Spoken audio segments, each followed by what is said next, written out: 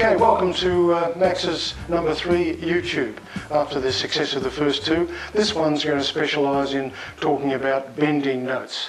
And you're probably asking, what does that mean? Why do I need to bend a note? It's absolutely important to play a 12-bar blues to be able to bend a few notes, and we'll concentrate on hole number 3. When we draw them, we normally call them 3D for just drawing, but when we're going to do a blue note, in this case, say number 3, we'll call it 3 double draw, and we'll write it as 3DD, okay? And it'll sound like this. If we talk about hole number 3 and play that, when we bend it, it'll go down like this. And it can come back up again like this.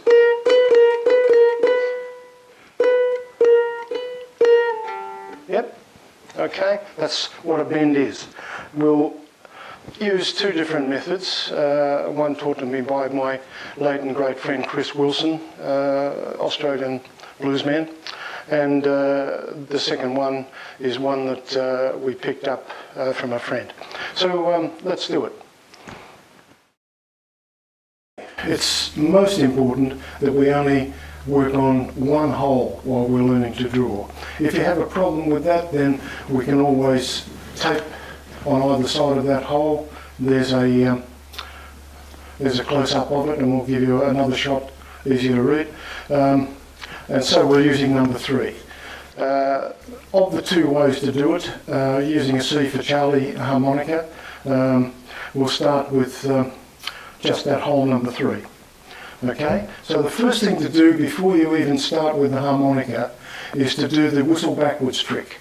And this means, and hopefully you can whistle, otherwise learn real quick. So if I draw a note like this,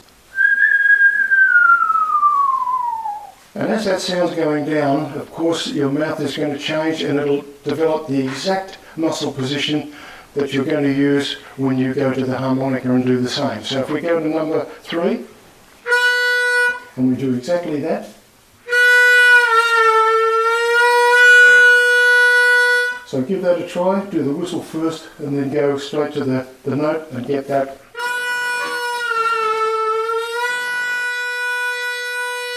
And that is simply what the backward whistle method will do for you.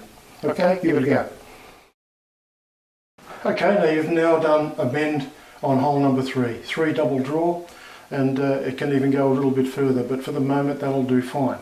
And when we want to use it, we just use, say, a little riff starting on that 3 for the first chord of the 12 bars, which is a G chord. That second one can go, and we'll give you the tab on screen for that shortly. And that does for the first chord, no bending. And the next chord, the C chord, you need to bend that note. You're newly able to bend number 3. And then back. And to finish the thing, just to make it easy, just play a 4 draw. Like that, as we do in the first video. We'll put some words to that, and I think we may have done this somewhere before, but if you say, I got the blues, like that. And the words fit right through up until the end, where it doesn't need any words with that. And you can bend that second last note as well. So we'll call that one I Got the Blues. That's one of the little riffs you can add along with cupcakes and a couple of other things. So we'll move on now to the second method. Okay, here's the second way. If the first one didn't work quite well for you, or you just want to have another go at a different way anyway to show yourself or a friend, this one was taught to me by the famous Australian bluesman Chris Wilson. And it's a little strange, so we'll do a close-up shortly. But the idea is that you put the harmonica upside down, with the low end towards the left, of course, and put it just under your nose like this. Now you can see that it pushes my bottom jaw out like that, and it also creates that same thing about having the muscles in the exact right place to bend. Yeah? You can even put a peg on your nose if you want to make sure the ear goes down here. So here we go.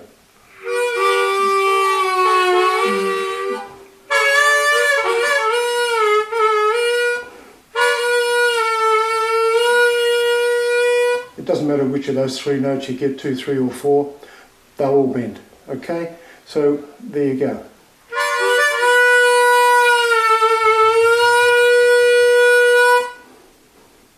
And the same applies. And the other thing to remember, and I should have said it in the first place, is keep the angle up like this. Just a bit, like that. It'll give you a much better bend, and it'll also give you a much better tone even when you're not bending. So remember, keep it up like that. Okay? Now the other next important thing that will complement your new skill in bending will be getting your hands in the right place to amplify that sound, make it sound better and get more effects. So as you can see, the harmonica's got 2 grooves, one on the top, one on the bottom. And so the thumb goes on the bottom one so it doesn't slip out of your hand like that, and the top one goes across there for the same reason. Yeah? It's almost like eating a sandwich, right? So having done that, we want to put the fingers together, and they must stay together, not like this. They must be like that, and also we want them to bend upwards like that. The reason being, we want to make a little roof in there for a bit of space. It's a bit like when you were a kid, you know, and you were riding your bike to work in your school, that is, and you went like this. Warm your hands up. Very similar. So start again. We've got bottom, top like that. These ones facing up with the slope. Now the most important finger here is this one. It has various names, but we'll just remember it today as the middle finger. And that middle finger comes across as we take the right hand, which is being a police person at the moment, like that, and we slide it up like this. So it sits in there. It sits in that part, right? The middle finger. Just like that. And then we do the magic twist around like that, and up it comes. And we've got a nice little chamber in there. We've got this that we can move backwards and forwards like that.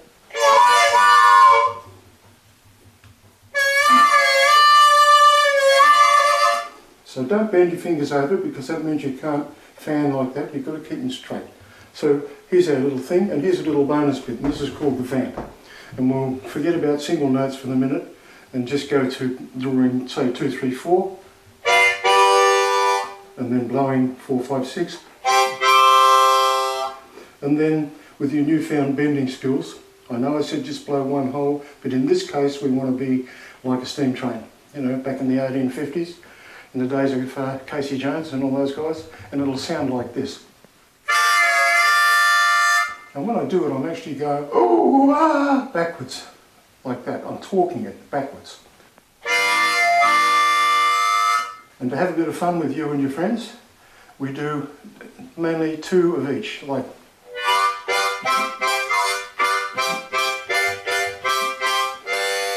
And if I use my hands a bit more, I can sort of go.